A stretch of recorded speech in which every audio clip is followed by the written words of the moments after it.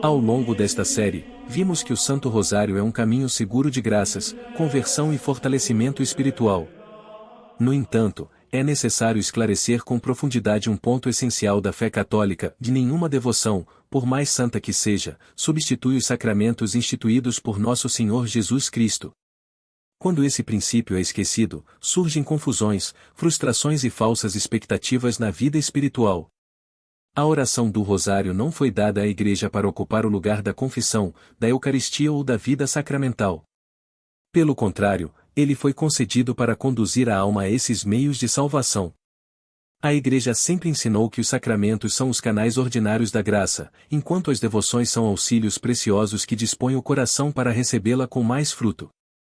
Quando alguém reza o rosário, mas se recusa a abandonar o pecado grave, evita a confissão ou despreza a vida sacramental, não é a oração que falha, mas a disposição da alma que se fecha à ação de Deus. É por isso que muitos rezam e não veem frutos aparentes. Pedem graças, mas não querem mudar de vida. Pedem auxílio, mas permanecem voluntariamente nas ocasiões de pecado. Pedem consolo, mas rejeitam o arrependimento sincero. A oração não substitui a conversão, mas conduz a ela. O rosário não age contra a liberdade humana, nem força a graça sobre um coração que deliberadamente resiste à vontade de Deus. Essa verdade aparece no livro de forma muito clara logo no início, por meio de um exemplo simples, concreto e profundamente instrutivo, da história de duas meninas que tinham o mesmo costume exterior de rezar o Santo Rosário. Eram semelhantes na idade, na condição de vida e até na prática religiosa visível. Vistas de fora, nada parecia diferenciá-las. Ambas seguravam o terço nas mãos, ambas pronunciavam as mesmas palavras, ambas recitavam as mesmas Ave-Marias. No entanto, diante de Deus, havia entre elas uma diferença profunda. Uma dessas meninas rezava o rosário com atenção interior. Antes de iniciar a oração, colocava-se conscientemente na presença de Deus. Rezava com calma, sem pressa, procurando unir o coração às palavras que pronunciava. Mesmo sendo simples e sem grande formação, esforçava-se por rezar com respeito, fé e amor. Quando se distraía, retornava humildemente à oração. Sua devoção não era perfeita, mas era sincera. Ela rezava porque amava e porque desejava agradar a Deus e à Santíssima Virgem. A outra menina, embora recitasse o mesmo rosário, fazia-o de maneira muito diferente. Rezava de forma apressada, distraída, quase automática. Seu coração estava longe da oração. Muitas vezes falava as palavras apenas com os lábios, enquanto a mente vagava por pensamentos inúteis. Não havia recolhimento, nem esforço interior, nem verdadeira intenção de se colocar diante de Deus. A oração tornará-se para ela apenas um hábito exterior, sem devoção nem atenção. Em determinado momento, a primeira menina recebeu uma graça sensível e extraordinária, enquanto a outra nada recebeu. Diante disso, surge uma pergunta que toca o coração de muitos fiéis: por que Deus concedeu tal graça a uma e não a outra, se ambas rezavam o rosário? A resposta é clara e profundamente instrutiva. Não foi a quantidade de orações que fez a diferença, mas a maneira de rezar.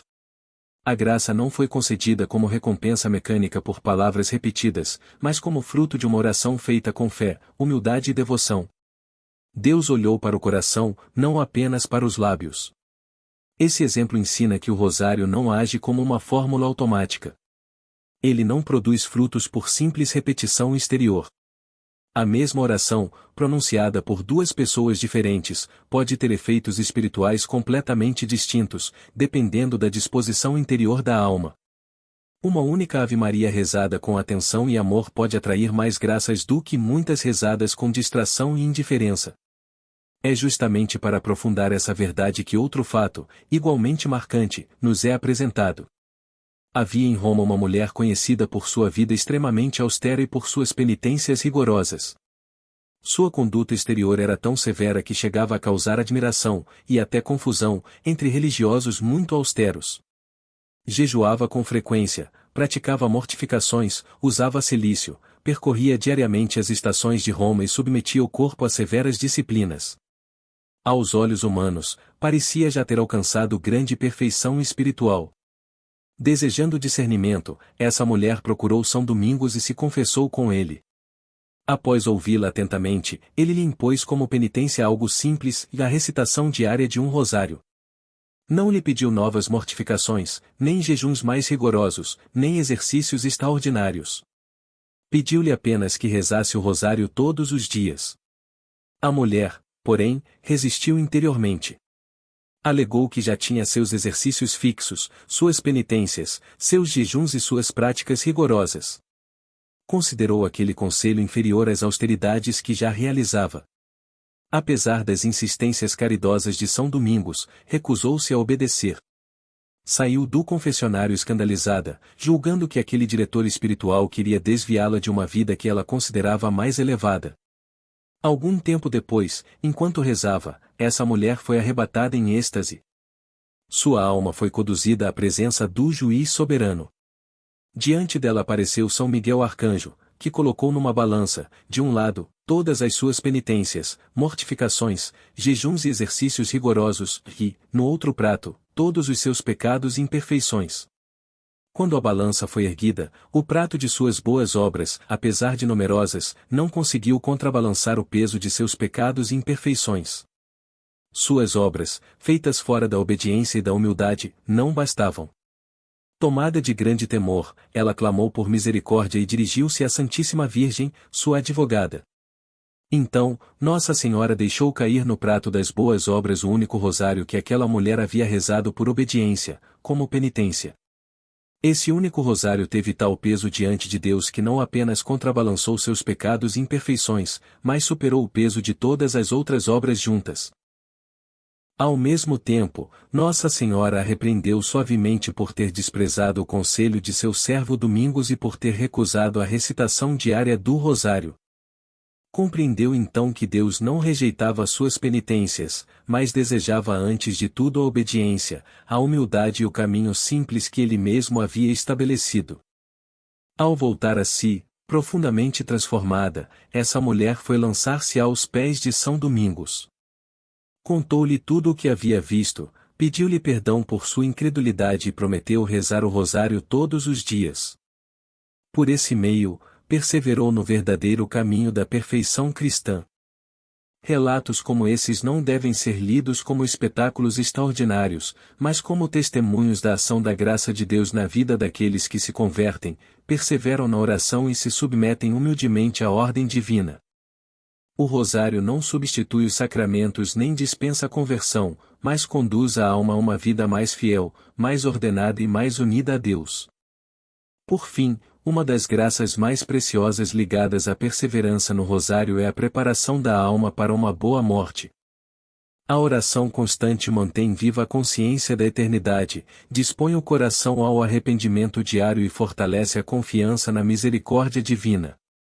Assim, o rosário não apenas acompanha o fiel ao longo da vida, mas o prepara para entregar-se a Deus com fé, humildade e abandono no momento final.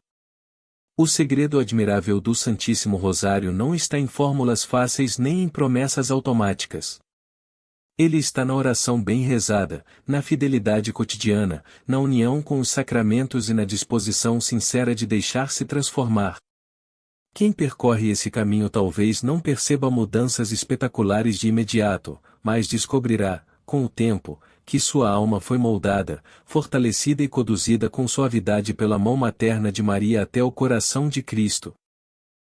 Se esse conteúdo tem ajudado você a compreender mais profundamente o Santo Rosário, inscreva-se no canal e caminhe conosco nessa jornada de formação e vida espiritual.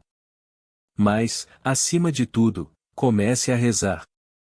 Talvez você ainda não consiga rezar o terço todos os dias. Então comece com uma dezena bem rezada. Uma só, mas com atenção, com fé, com amor. Se for difícil diariamente, escolha ao menos um dia da semana e seja fiel a ele. A constância vale mais do que o entusiasmo passageiro. O rosário não é uma fórmula mágica. É um caminho. E todo caminho começa com um primeiro passo. Pegue o terço, reze, persevere. Nossa Senhora fará o resto. Salve Maria!